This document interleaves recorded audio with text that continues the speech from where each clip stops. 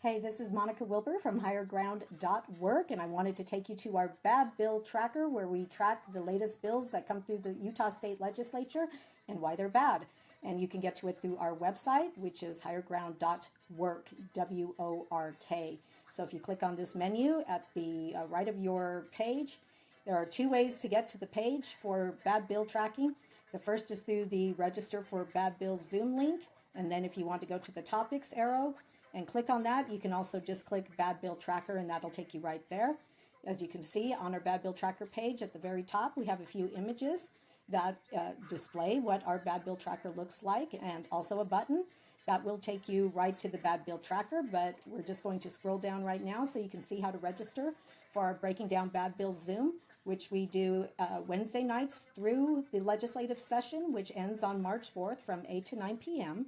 And if you want to register for the Zoom online, you can do that. Our flyer also explains how you can text for the link. And if you do register online, one thing you'll want to make sure you do is check your junk mail folder. Unfortunately, a lot of our mails end up in people's junk folders.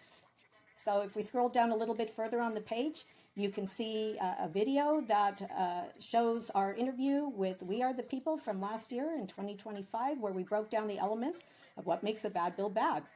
And we talk about some of the worst offending bills and the legislators who run them. If you haven't seen that yet, it's worth a watch. It's pretty eye-opening to see what exactly goes on at the legislature and how it affects you and your family and your faith and your freedom.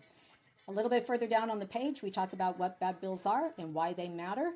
Please read through that. It's very important. It explains the philosophy of why we began this bad bills breakdown in the first place. And getting to the meat of our page, you can see right here are some bad bill tags. These are simple descriptors of the very, very many ways a bad bill can go bad. We have around 60 tags right now. We'll be adding tags for what makes a good bill good, what makes a bill that needs work, why does it need work, and of course, what does an improved bill look like. But you can see some of our tags right here. For instance, an airball bill attempts to do something worth cheering but miscalculates, chokes, or falls short, missing its shot. That's one of the tags. Another tag here is the devil's in the details bill. It sneaks harmful change into law by tweaking keywords, may versus shall, and versus or, etc.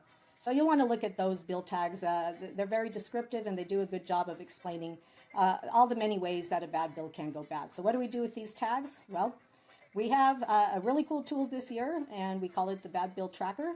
It is now live on our website, and we take these tags and we've entered them into our tracker, as you can see right here. All these highlighted areas, the text there, represents each bad bill tag that we have developed. And we put these tags on, literally, we stick them right to your digital page here on the bill where they belong. And you can see where we are tracking certain pieces of legislation. Our topic that we are most focused on is education, but that isn't to say that we won't be talking about or tagging other pieces of legislation that affect your faith, family, and freedom.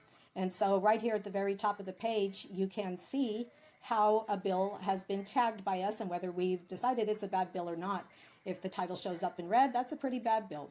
So you can see our analysis on this main page, our recommendation for the bill summary as provided by the state legislature, and of course the bill title and bill number. And then you can also see the bill tags that we've applied to the bill. So if you want to know more detail about it, you'll just click right there on the bill title, and it takes you to it, and you can see who's sponsoring this one, SB 69. It's school device revisions. It's sponsored by Senator Lincoln Fillmore and Representative Doug Welton. You can also click this blue link here that allows you to view it on the legislature's website. You can see our ranking. It is bad. You can see the impact level that we've assigned to it. It will have a high impact and a negative one on families and students. And then you can see the various tags that we've applied to the bill, and again, our analysis and recommendations. But here's the cool part. Down, if you scroll down a little bit lower, you can see an overview of the bill. It's highlighted provisions, fiscal impact, the subjects it covers, various sections of code that it affects. And then, if you'll notice right here, this tag here, if you click bill, you can actually see the bill text in real time as it's been updated with our tags as they apply to different sections of the bill. So we break it down for the public so they can see exactly what our objections are and why. And so here we've applied a wiggle room tag, an astroturf tag. If you scroll down a little bit further, a stay in your lane tag, a blank check tag, a breaks family bonds tag, an unconstitutional tag, and a fox guarding the hen house tag. The way the bill text appears is that added language is highlighted in green and it's underlined, and language that is stricken out in existing code, it has a red strike through line through it, and it is highlighted in red. Our tags are applied in different colors. So we have orange, we have gray, we have orange again, and a teal.